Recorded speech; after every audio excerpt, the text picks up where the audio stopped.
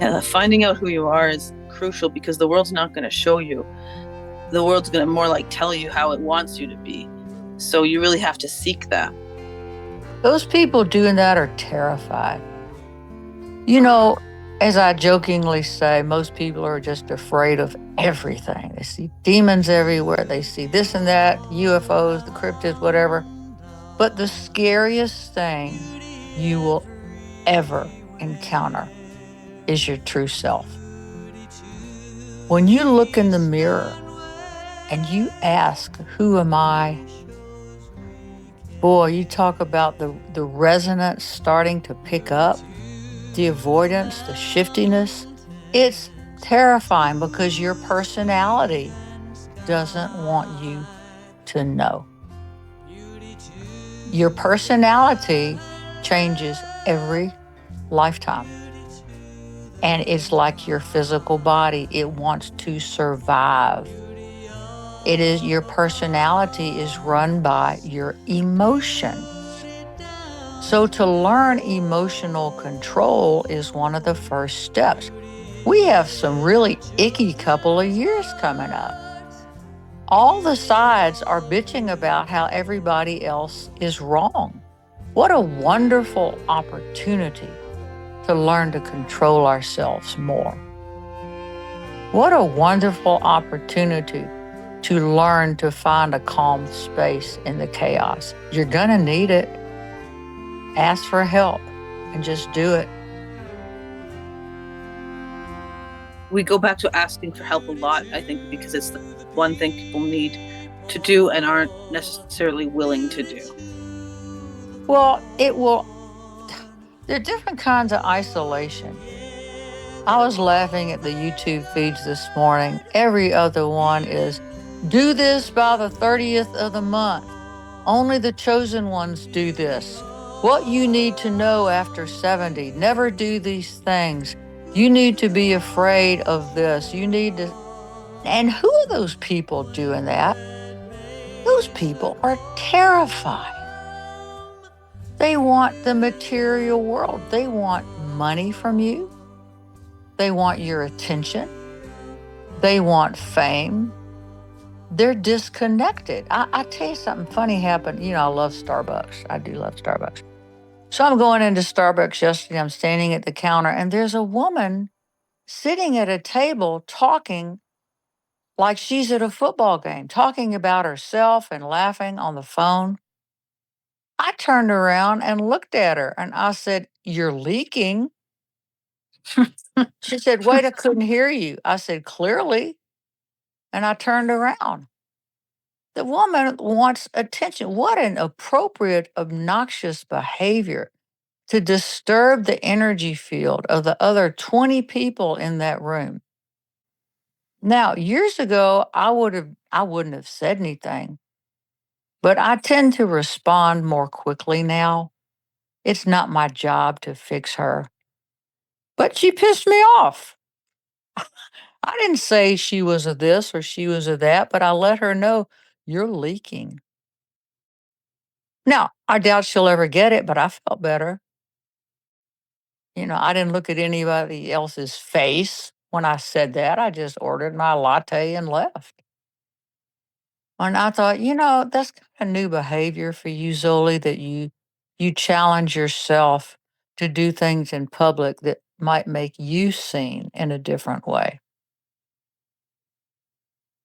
And Well, it's a that's the great example of being reasonable when you're frustrated.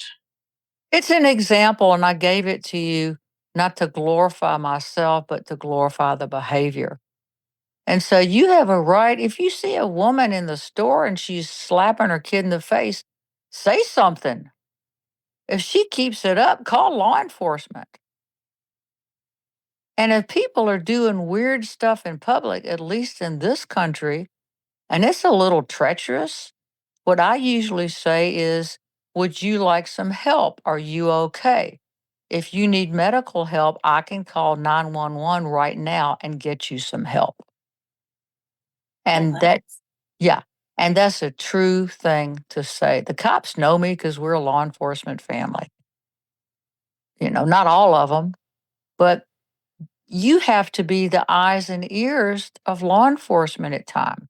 And don't believe that they're all bullies out there beating people up, fighting the less than 1% of the population, the less of 16th of a percent that's doing the riots that are very well organized and paid for by other forces. Don't believe that. When people go into law enforcement, they want to do one or two things. They want to help people or they like arresting people. Well, I would do the second one. It's like I could not I couldn't do what they do. They learn control and we can learn from that. So there are ways of you when people confront you in a public situation. If they come up and get in your face, they're too close, just back up, turn around and leave. There's all kind of things you can do, but what keeps us from doing positive things is that we are an 8-year-old child standing there asking our parents to help us. What would my parents do? We are all so programmed. So we have to retrieve ourselves from that. Our adult needs to retrieve the inner child. I've told this story a couple of times, but the one about when I did the meditation and a counseling situation, I met my inner child. She walked up out of the wood, little blonde haired little child, about 2 feet tall. She looked at me, put her hands on her hips, and kicked me in the knee. She said, "You don't listen. You don't listen to me. You don't protect me." I thought, what the holy hell? I want to be like that. So I learned to be like that, but I had to ask for help to do it. You have to ask for help. That's the grace of the Holy Spirit coming into your life. That's the dignity of love and of light and of power. When you can know that you need the help and you find somebody appropriate for you, get a licensed psychological counselor, somebody that has been educated, tested, trained, and is under the authority of a higher body. If you just pick anybody out there, oh yeah, I'm a hypnotherapist. Well, what did you have? I went and got a certificate. Well, that's fine, but I don't think you're going to consistently get the help you need because that person is not under any higher authority. And I'm just throwing that out. I don't know that. I use tarot, I use astrology, I use psychics, I use those things.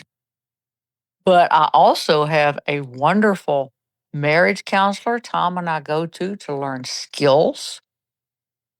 And he's licensed, he's got a doctorate. Dr. David is wonderful. He's in Missoula. But we wouldn't have grown every time we go to him. We have to try. We get pushed to look at things we don't want to look like and look at. We don't want to look like this. We don't want to look vulnerable. But when you're in a safe environment, it's a little different. So just think about it. I'm not suggesting you do it, but just think about it. I use myself as a model because I've got so many examples of weird stuff I've done. It's kind of funny.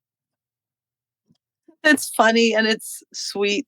And it also makes people feel comfortable because we all have so much shit we're dealing with. And it doesn't seem like we're supposed to ask for help. We're supposed to have it all figured out. And you remind us that, nah, none of us have it figured out. Well, we've got pieces of it, but that very statement that we want for help and we don't ask for it, look at who you're told has the answers. People online who want power and attention and money. They want to be popular. They'll tell you what they think you should do. They don't know who you are. They have no idea. The difference is there are some sites of people who are very well respected who say, when you do this behavior, consider this, that, this, or that, or this is human behavior, or this is neurology. But you have to be very, very careful because the world is a deep, dark, evil place. It's supposed to be hard. You're supposed to have a hard time. And it's supposed to not be a 24/7 dopamine dump. It's going to be hard. So find help because you deserve it.